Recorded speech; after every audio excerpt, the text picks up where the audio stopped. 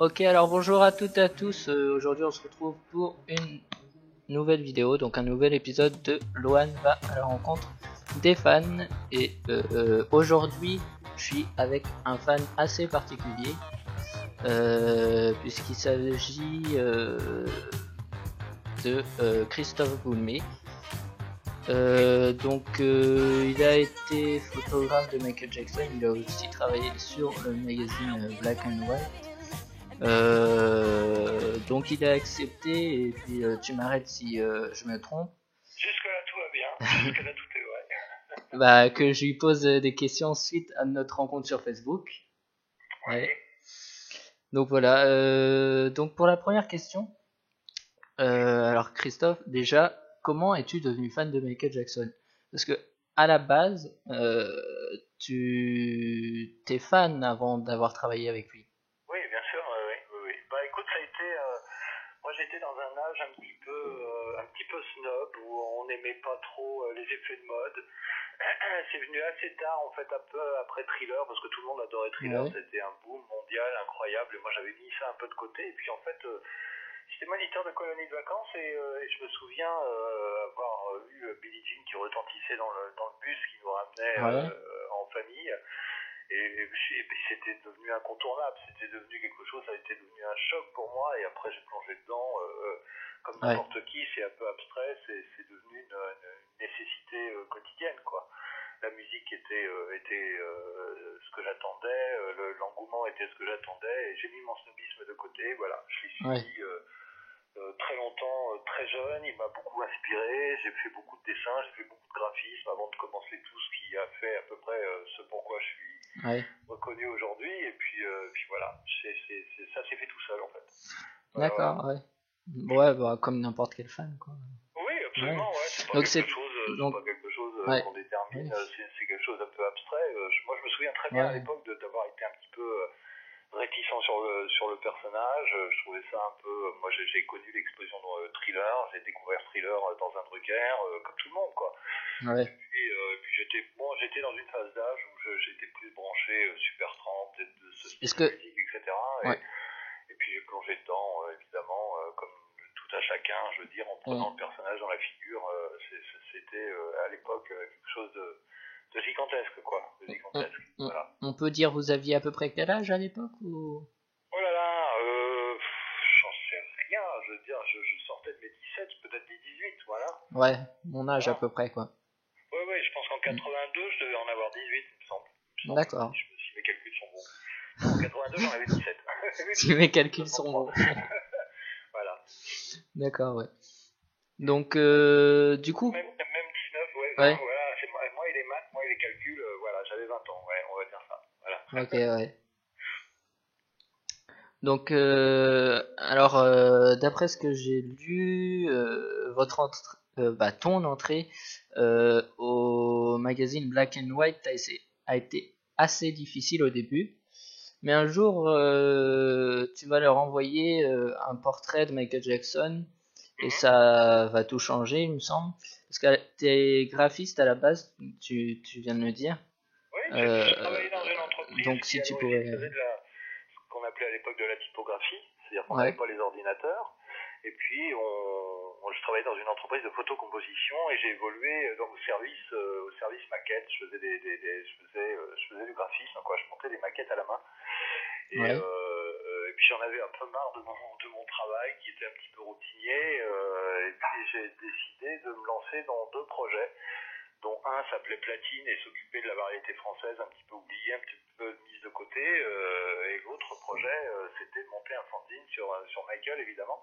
Et ouais, c'est là où j'ai décidé de contacter le 3615, je sais plus comment ça s'appelait d'ailleurs à l'époque, mais bon, j'aimais beaucoup le style de Laurent Pin, que je connaissais pas encore à l'époque en personnalité et ouais. en physique, mais j'aimais beaucoup ses écrits, j'aimais beaucoup son réactif, et je me suis effectivement acharné à les contacter, à les rencontrer, à leur raconter Ouais, mon projet. Et puis bon, voilà, je me suis retrouvé face à deux gamins un peu plus ambitieux qui voulaient monter un magazine, et j'ai plongé avec eux, quoi. Voilà, ça me ouais, faisait deux projets en simultané.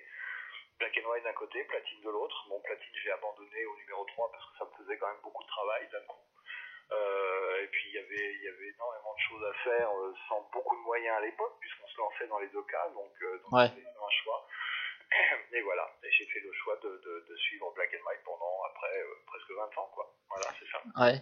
Et du coup, au premier numéro, est-ce que vous bah N'arrive pas, vous voyez, hein, c'est terrible. Hein. De quoi? N'arrive pas, mais vous voyez, c'est terrible. Non, mais je dis vous, c'est toi et les personnes de Black and White. Ouais. D'accord. Ouais, non, c'est. Ouais. Donc vous, comment vous avez démarré l'aventure Black and White alors? Et du coup, est-ce que vous pensiez que ça allait avoir le succès vraiment que ça a eu par la suite, quoi? Ouais, succès, alors moi je vais te préciser une chose, j'ai jamais été dans les chiffres, hein, donc je ne sais pas. Ouais. Je suppose, oui, puisque la société a quand même perduré pendant plus de 20 ans, donc oui, ça devait suffisamment rapporter de quoi nous faire survivre. Succès, j'en sais rien, je pense qu'on a démarré petit, comme tout le monde, en faisant un demi-calcul, parce que Michael était quand même assez fédérateur, donc c'est vrai que le risque, c'était, on était lancé dans un produit unique à l'époque, c'est-à-dire qu'on montait un magazine uniquement consacré sur un seul artiste. Ouais. Donc le risque, il était là. Est-ce que ça allait intéresser le public français? Est-ce que la culture française pouvait permettre qu'un tel produit existe en librairie? Bah écoute, au fur et à mesure, oui, ça s'est fait construire, mais bon voilà, on a travaillé quand même pendant des années avec très très peu de moyens, une toute petite équipe, et puis on faisait que ça, donc ça s'est fait au fur et à mesure, tu vois, sans même qu'on prenne non plus énormément de risques, quoi. Ouais. Voilà. Ouais. Parce que je suis un peu les vidéos de Davy à part là. Ouais. Et il y a une de ces vidéos, je sais plus trop laquelle, je sais plus c'était la combienième, enfin, il a parlé de Black and White justement. Ouais. Et du coup, il disait que à l'époque, c'était un des seuls moyens que les fans avaient d'avoir des informations. Oui, tout à fait. Ouais, Donc, tout à fait, je pense, oui. Bon, des seuls moyens, peut-être, j'en sais rien. Je me rends pas compte, tu sais, à l'époque, j'étais la tête dans le guidon. ouais. Quoi. Je me rendais pas compte du monde extérieur et je me rendais pas compte de ce qui se passait, ce qu'on pouvait proposer au niveau de Michael et de son actualité. C'est vrai qu'on travaillait la main dans la main avec le service de communication, donc forcément, je pense qu'on a eu à un moment donné un certain monopole vis-à-vis de sa communication, quoi. Je veux dire, son actualité passait automatiquement par Black and White, surtout qu'on était quand même concentré sur l'artiste, sur l'actualité musicale, on n'était pas du tout people, on n'était pas du tout, tu vois ce que je veux dire, donc on répondait quand même à une certaine demande. Et puis au fur et à mesure, évidemment, de la collaboration, forcément, tout était centralisé sur...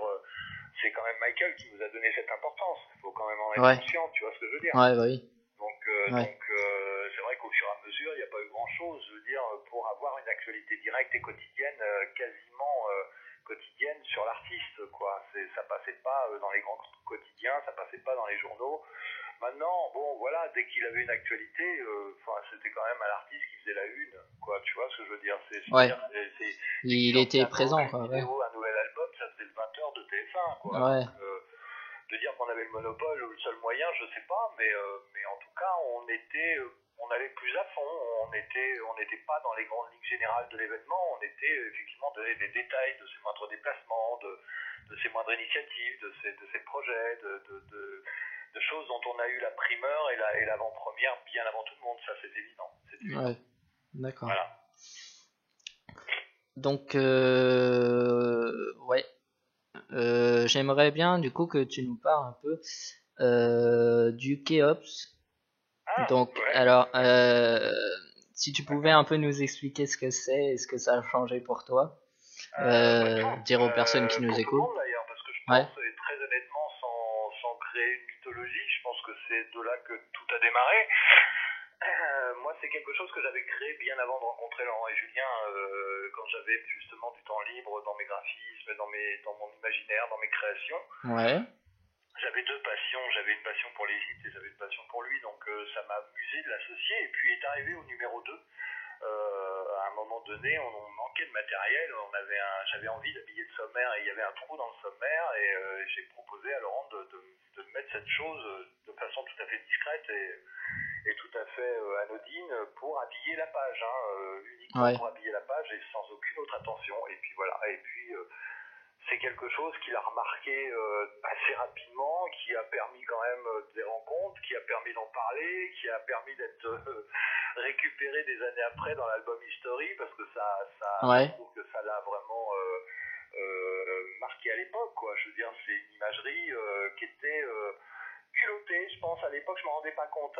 Je le dis pas comme si je l'avais prémédité, je l'avais pensé, calculé, parce que je me rendais absolument pas compte. À l'époque, effectivement, c'est la première fois qu'on sortait son visage du coup d'un contexte, qu'on le mettait autrement que propre, lisse, et qu'on l'embarquait dans un univers totalement différent. Imaginez, il faut se dire, il faut se mettre quand même dans l'esprit que c'est une image que j'ai créée en 91. Et 91, on n'est pas encore, tu vois, on est très loin de Remember the Time ou des choses comme ça, quoi. Donc c'est vrai que c'est...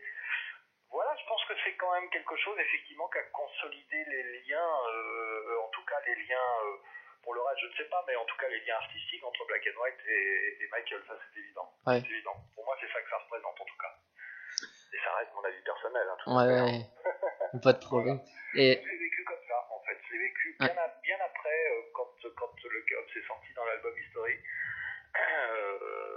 Même si je n'ai pas eu le droit et l'honneur d'avoir mon crédit, mais ça c'est un peu normal parce que de toute manière chez Sony aux États-Unis ils ne nous connaissent absolument pas.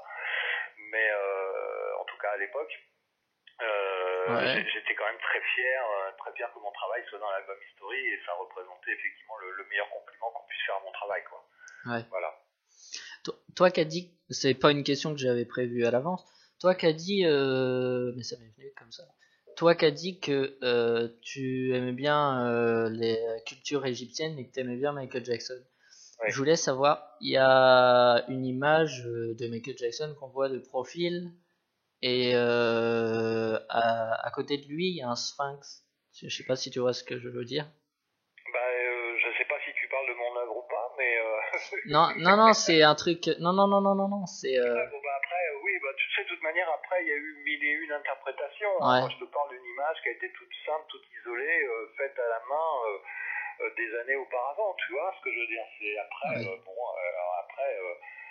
je veux dire, depuis les années 2000... Oui, il y a dû avoir des images qui circulent, et depuis qu'il a disparu, d'ailleurs, même les photothèques sont grandes ouvertes, donc on va découvrir des choses au fur et à mesure, et des choses inédites, et des choses qui étaient enfermées dans les coffres à une époque, pourquoi je ne sais pas, mais c'est comme ça, et puis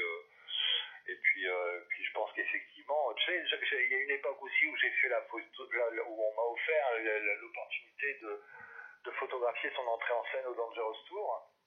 Depuis, des photos de cette même scène, il y en a plein qui ressortent aussi, tu vois.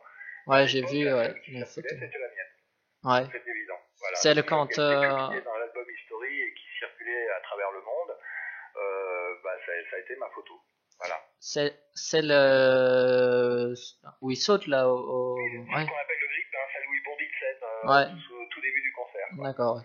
Donc du coup, suite au Keops, là, c'est grâce à ça que vous avez pu le rencontrer la première fois? Je suppose. Moi, je sais pas trop bien comment ça s'est fait à l'époque. Je sais juste qu'il est passé par Tenerife et que Laurent et Julien l'ont rencontré avec des numéros sous la main.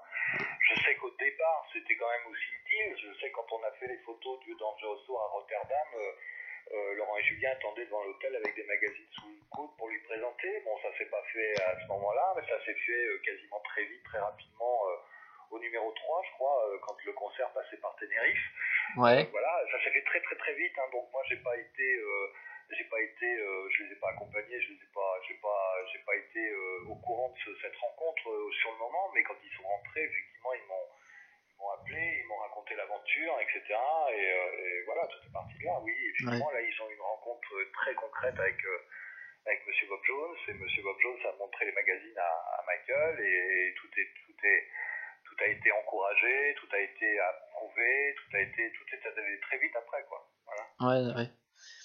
Donc, du coup, toi, il t'est arrivé d'être dans son intimité, hein, à Michael, et on va pas en parler parce que ça c'est sa vie privée, ça nous regarde pas. Alors attends, parce Mais... que je veux qu'on mette quand même un bémol sur le mot intimité. Comme Ouais. ça, on rappelle bien ce que c'est que l'intimité. L'intimité, c'est quand tu partages des jours, voire des années avec quelqu'un au quotidien et que tu partages sa vie. Je veux dire, moi, j'ai jamais eu l'occasion de partager sa vie. Attention, moi, j'ai accompagné l'artiste, j'ai partagé 3-4 jours avec lui sur le même plateau sur Stranger in Moscow, ça fait pas de moi un intime, tu vois ce que je veux dire? Ouais. Ça fait de moi un fan privilégié qui a fait un bon travail photographique, qui a eu l'opportunité de le faire et de l'exprimer. J'ai eu d'autres privilèges dont je suis très fier, c'est-à-dire que je suis peut-être un des rares qui effectivement faisait ses clichés et partait avec une totale liberté. Mais ça s'arrête à ça. Je n'irai pas dire que passer 3 heures avec lui dans une chambre d'hôtel pour parler projet, parler black and white, parler ci, parler ça, fait de nous des intimes. Tu vois ce que je veux dire? Ouais. Voilà. Bon, il y a énormément de gens actuellement qui l'ont croisé dans les hôtels qu'on posait avec lui, qui se prétendent intimes. Ça, c'est une autre histoire. Ouais. Chacun de voir bien peu importe. Mais je trouve ça un tout petit peu exagéré quand même. Voilà. Oui. Ouais, un tout petit peu exagéré. Ouais, c'est totalement vrai. Donc, du coup, est-ce que tu pourrais expliquer à ceux qui nous écoutent comment il était niveau caractère, toi qui a été avec lui? Bah, il n'a pas été Michael Jackson pour rien. Il suffit de voir le profil de sa carrière pour deviner la personnalité que ça devait être. C'est-à-dire que c'était quelqu'un d'extrêmement cultivé, d'extrêmement ouvert. Je pense que mon parcours est parlant. Moi, je suis un garçon qui venait de rien, qui était juste effectivement un fan à la base, qui a entrepris avec ses 2 collègues, et puis il a fait de nous ce qu'on est devenu. On lui doit tout. Donc ça donne un peu une idée de son ouverture et d'esprit et d'intelligence. Voilà, je pourrais pas donner des traits de caractère totalement intimes et profonds, mais j'ai toujours rencontré quelqu'un d'assez concret, qui savait ce qu'il voulait, qui savait où il voulait aller, et qui en plus avait une culture absolument incroyable. Et dans les gimmicks qu'on connaît publiquement de quelqu'un de très timide et très gentil, ça c'est pas du tout une légende, c'était effectivement quelqu'un de très gentil et très timide, quoi, et très charismatique, c'est évident. Ouais. C'est évident quand tu te retrouves avec Michael Jackson en face de toi, ton premier réflexe c'est de baisser les yeux parce qu'il était extrêmement impressionnant, quoi. Extrêmement impressionnant. Moi je me souviens de la fois où on a fait notre photo tous les deux, enfin tous les 4.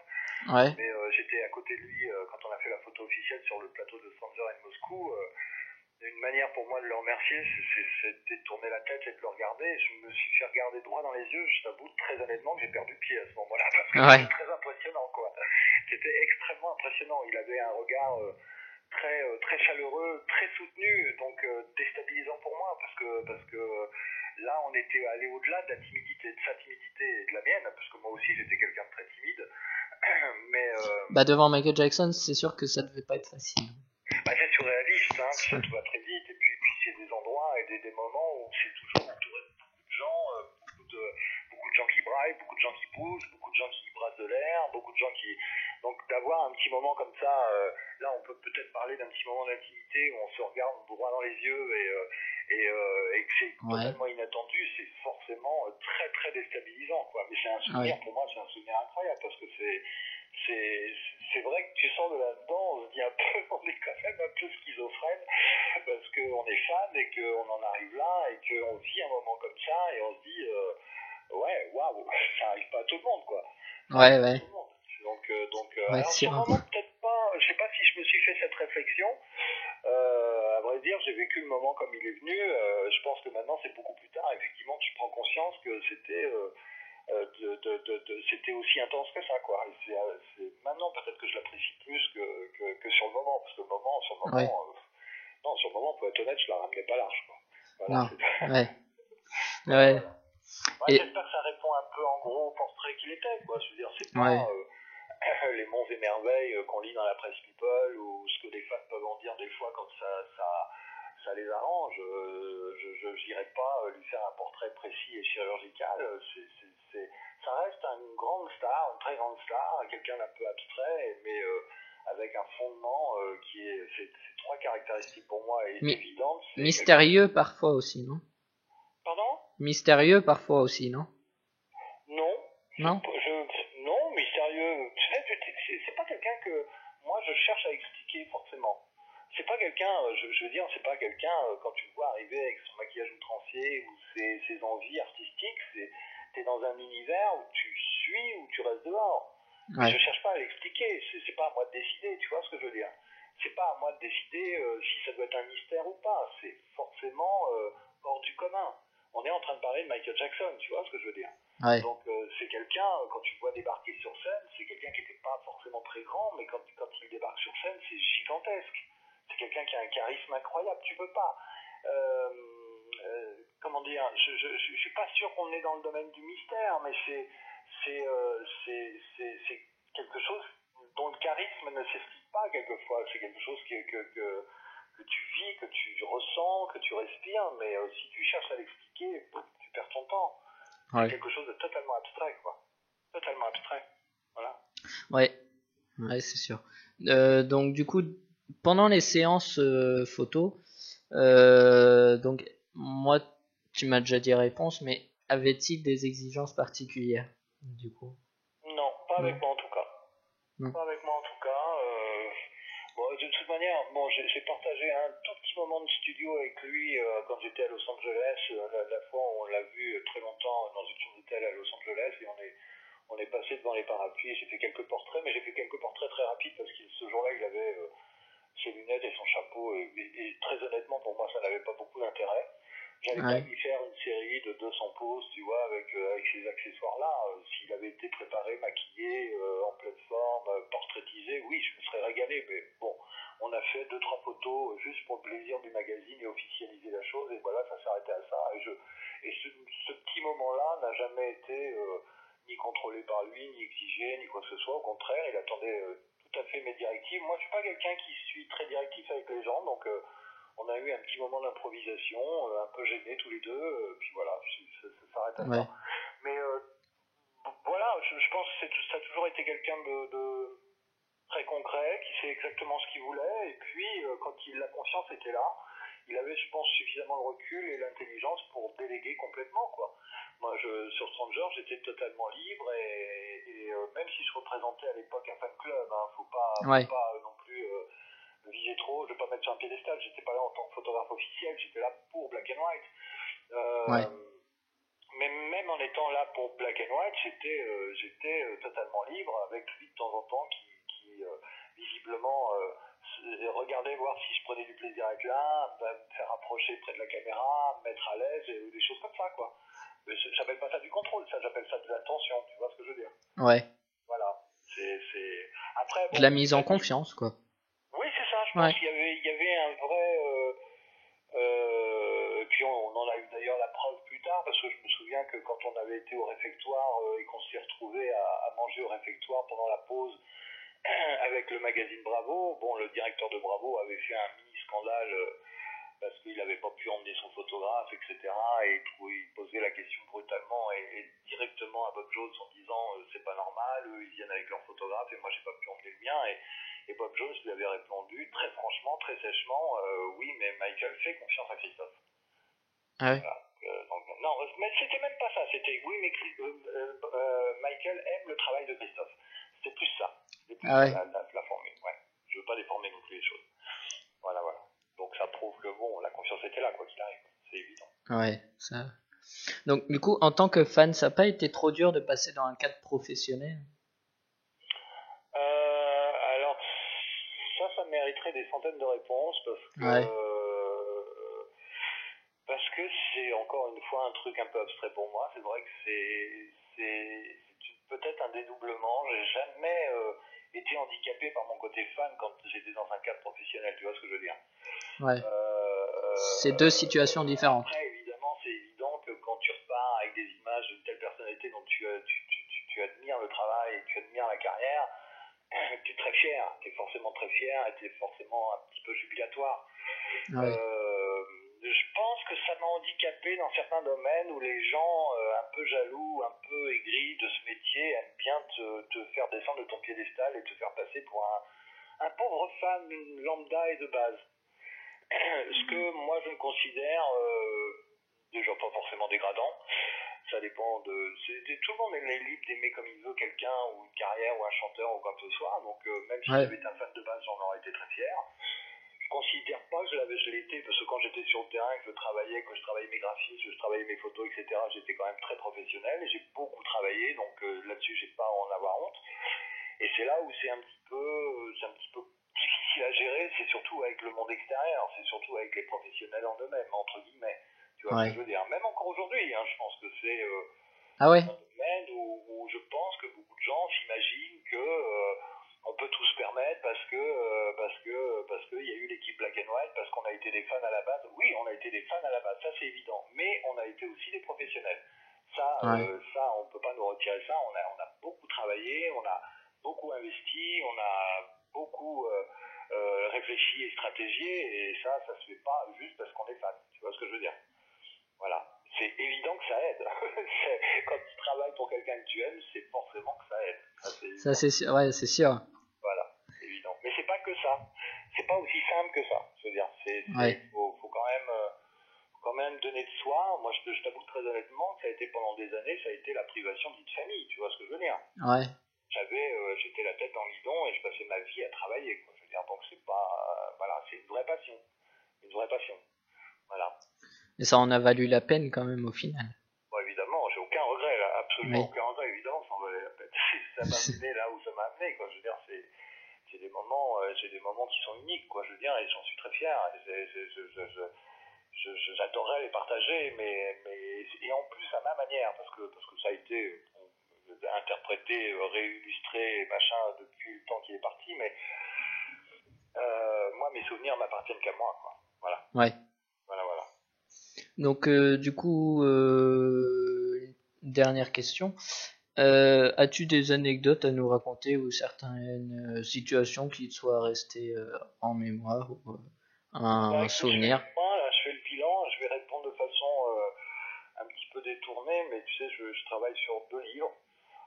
Ouais. 2 livres qui vont peut-être pas être faciles à mettre en place parce que le premier tome s'adresse à Madame Sheila, parce que c'est par elle que tout a commencé, et le deuxième tome sera donc forcément consacré à Michael.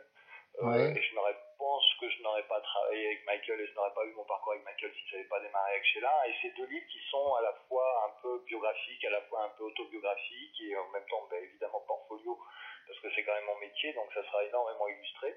Je pense que je vais sortir tous mes fonds de tiroir, et à ce moment-là tous les souvenirs vont remonter. Alors pour l'instant je suis un peu... Donc il y a des inédits qui vont sortir alors. Ah bah totalement. Ouais. Là c'est ma vie. Je vais mettre à plat, et là je pense que vous pourrez profiter de mes ressentis. Alors ça va être un peu particulier, ça va pas être un livre, tu vois ce que je veux dire, ça sera un bulle, ça sera énormément de photos, et dans ces photos effectivement il y aura des anecdotes, il y aura forcément des souvenirs, forcément alors tu me donneras l'occasion de les garder pour moi, parce que j'en ai pas non plus une colonie, donc je vous réserve la surprise quand ça sortira, et j'y travaille en tout cas. Voilà, ça sera ma manière à moi de te donner une anecdote.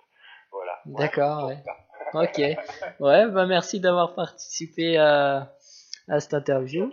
C'était très sympa, et je suis toujours un petit peu touché qu'une génération comme la tienne s'intéresse encore au travail qu'on a accompli il y a maintenant presque plus de 20 ans, donc voilà, c'est à moi de te remercier. Voilà. Ouais, bah c'est réciproque, et puis votre travail et puis celui de Michael Jackson, c'est intergénérationnel, j'ai envie de dire, quoi. J'espère pour longtemps. Ouais. J'espère pour longtemps. Voilà. Allez, merci d'avoir répondu le plus sincèrement possible aux questions. Et puis je fais un énorme coucou à tous ceux qui nous écouteront, et je te souhaite une bonne continuation. Voilà. Merci. Au revoir.